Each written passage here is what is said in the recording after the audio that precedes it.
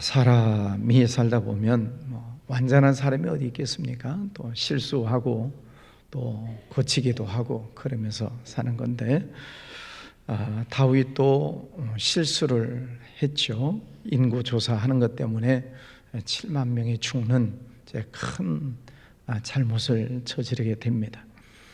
그러나 또 다윗의 또 하나의 좋은 점이 있다면 빨리 깨닫는 거죠. 빨리 깨닫고 또 회개하고 돌이키는 그런 모습을 보게 됩니다. 이 다윗의 일생을 놓고 보면 하나님이 그 다윗의 일거수일투족 다 모든 것을 다 사랑하실까? 그건 아니죠.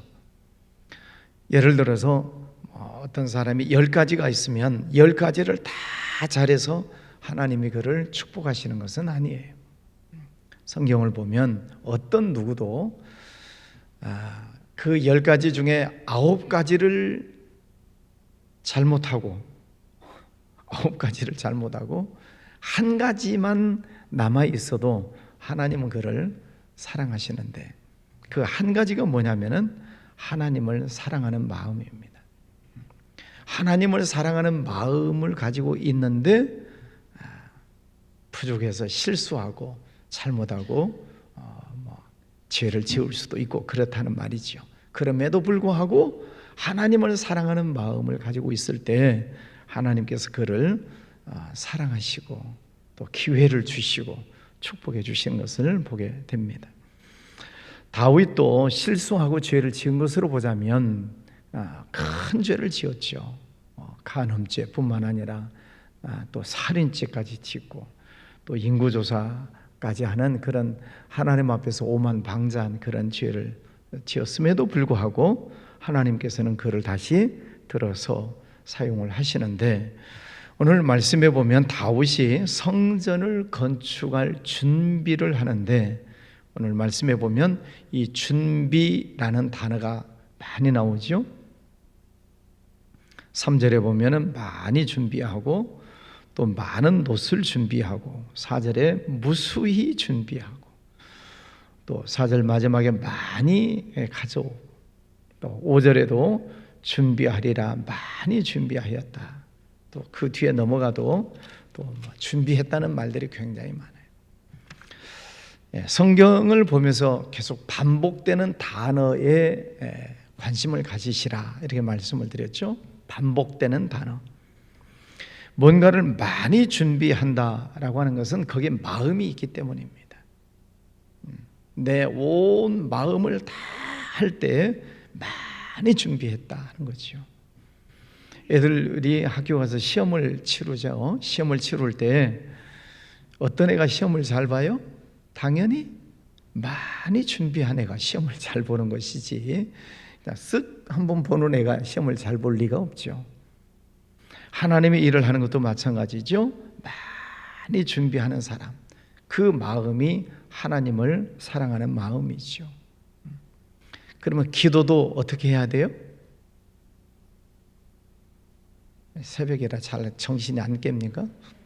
기도도 어떻게 해야 돼요? 많이 해야 돼요. 저도 기도를 해보니까 하나님께서는 기도의 양을 원하셔요. 기도를 많이 하기를 원하세요. 왜냐하면 그건 하나님과 우리와의 대화이기 때문에 그래요. 기도의 양.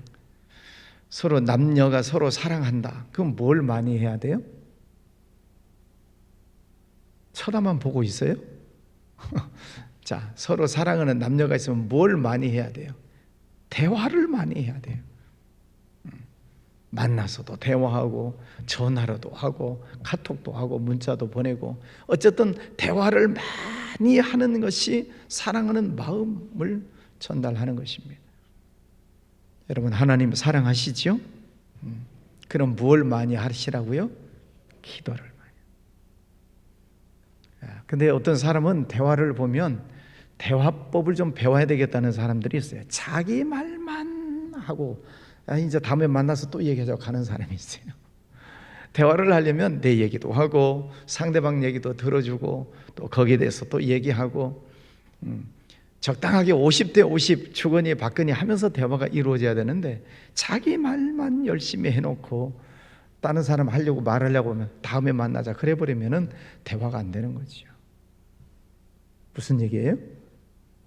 기도도 여러분이 기도를 많이 하시지만 여러분이 할 얘기만 다 하고 가버리시면 하나님께서 말씀하실 기회가 없죠.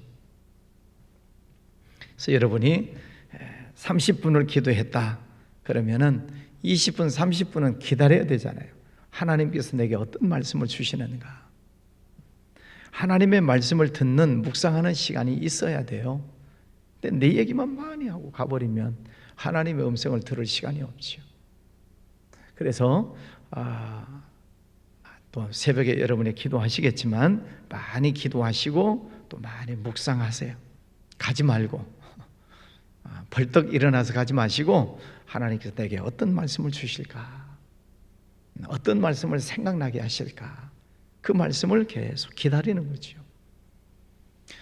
그렇게 해서 하나님과 대화가 자주 오고 가게 되면 이제 친해지게 되는 것이죠. 오늘 다윗이 하나님의 성전을 지으려고 많이 준비했다. 거기에 하나님을 사랑하는 마음이 있는 것이지요. 보면은 3절에 보면은 문짝못과 거물못에 쓸 철을 많이 준비하고 또 많은 놋을 준비하고 백향목을 무수히 준비하였다. 그 많은 성전 건축할 많은 것들 또 뭐 석수장이 뭐 목수장이 많은 사람들도 준비를 해서 하나님의 성전을 지을 준비를 하는데 다윗이 성전을 짓는다는 것을 알아요? 몰라요? 알아요. 못 짓는다는 것을 알고 있어요. 8절에 보면 여호와의 말씀이 내게 임하여 이르시되 내게 임하였다. 너는 피를 심히 많이 흘렸고 크게 전쟁하였느니라. 네가 내 앞에서 땅에 피를 많이 흘렸은즉 내 이름을 위하여 성전을 건축하지 못하리라. 하나님이 말씀하신 것을 알아요. 너는 성전을 못 짓는다. 네 아들이 지을 것이다. 그러니까 본인이 성전을 못 짓는다는 것을 알면서도 성전 지을 재료를 다 준비해 주는 것입니다. 그게 누구를 사랑하는 마음이라고요? 하나님을 사랑하는 마음. 그리고 또 자기 아들 솔로몬이 성전을 지을 것을 알고 아들을 부르죠. 7절에 다윗이 솔로몬에게 이르되 내 아들아. 또 11절에 이제 내 아들아 하고 아들아 내가 이렇게 많이 준비를 해두었는데 나는 성전을 지을 수가 없지만 하나님께서 너를 통해서 성전을 짓는다고 말씀하시니 너는 하나님의 말씀을 잘 들어라. 하나님의 그 말씀대로 순종하면서 살면 하나님께서 너와 함께 하실 것이다. 그러면서 솔로몬을 부르면서 이 다윗이 고백하는 것을 보세요. 11절에 이제 내 아들아 여호와께서 너와 함께 하시기를 원하며 네가 형통하여 여호와께서 또 12절에도 여호와께서 또 13절 여호와께서 또 16절에도 여호와께서 18절에도 여호와께서 지금 계속 반복되는 단어들. 하나님께서 너와 함께 하실 것이다. 이렇게 계속 하나님께서 반복적으로 이야기하고 있는 이유는 다윗이 실수한 게 많잖아요. 하나님의 말씀을 몰라서가 아니라 하나님의 말씀을 알고 있으면서도 실수했던 그 과거. 그래서 큰 잘못을 저지르고 하나님 앞에 야단 맞았었던 그것을 기억하기 때문에 아들아 너는 실수하지 말아라. 하나님께서 너와 함께 하실 것이다. 하나님이 늘 너를 지켜보고 계실 것이다. 그러니 아들아 너는 하나님의 말씀을 잘 듣고 네 마음을 다해서 성전을 아름답게 지어 영광을 올려드려라. 아들에게 간곡한 마음으로 유언처럼 말씀을 전하고 있는 것이죠. 19절 말씀에 이제 너희는 마음과 뜻을 바쳐서 너희 하나님 여호와를 구하라. 그리고 일어나서 여호와 하나님의 성전을 건축하고 여호와의 언약궤와 하나님의 성전의 기물을 가져다가 여호와의 이름을 위하여 건축한 성전에 드리게 하라 하였더라. 너는 마음과 뜻을 다 해서 정성을 다해서 하나님의 성전을 건축하고 기물을 다 준비하고 하나님께 영광을 올려드려라 하는 것입니다. 우리 부모님들이 자녀들이 학교를 다니면 제일 강조하는 게 뭐예요? 학교 다니는 아이에게 부모님이 하라고 하는 게 뭐예요? 그냥 솔직히 얘기하세요. 뭘 열심히 해라? 공부 열심히 해라. 그 얘기가 무슨 얘기예요? 나는 공부 못했지만 너는 열심히 해라, 그거 아니에요? 그죠? 나는 공부를 못했지만 너는 잘해야 될 거 아니냐. 그래서 아이들 공부하라고 닥달을 하지요. 다윗이 그렇습니다. 다윗이 자기가 실수하고 죄짓고 하나님 앞에 야단 맞은 그런 경험들이 있기 때문에 아들아, 너는 하나님을 잘 섬겨라. 내가 이렇게 잘 준비해 놨으니까 너는 걱정하지 말고 하나님만 잘 섬겨라. 강조하고 있습니다. 여러분의 자녀들에게 무엇을 유언처럼 말씀하시겠습니까? 하나님을 잘 섬겨라. 신앙생활을 열심히 잘해라.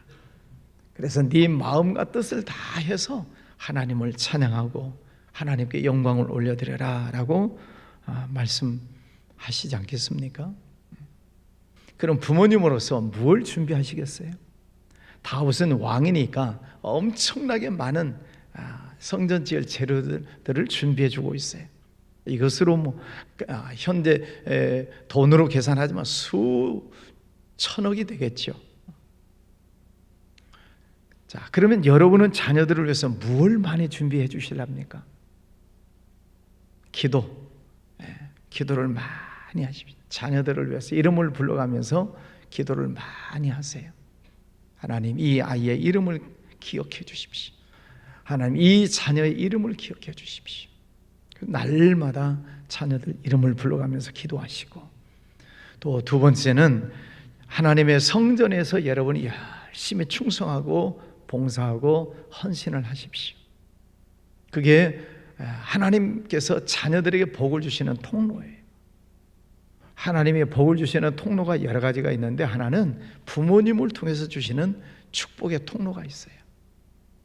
그래서 부모님이 열심히 충성하고 헌신하고 봉사할 때 자녀들에게 복을 주세요.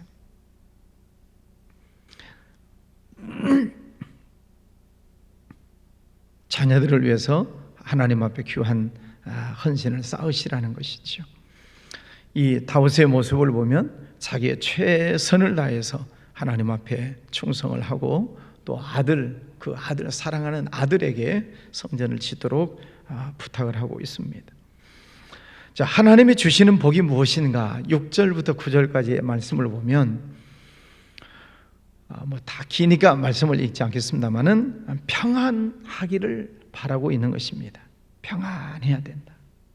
두 번째는 10절 말씀에 보면은 그가 내 이름을 위하여 성전을 건축할지라 그는 내 아들이 되고 나는 그의 아버지가 되어 그 나라 왕위를 이스라엘 위에 굳게 세워 영원까지 이르게 하리라 하셨나니 후손이 복을 받는 것입니다.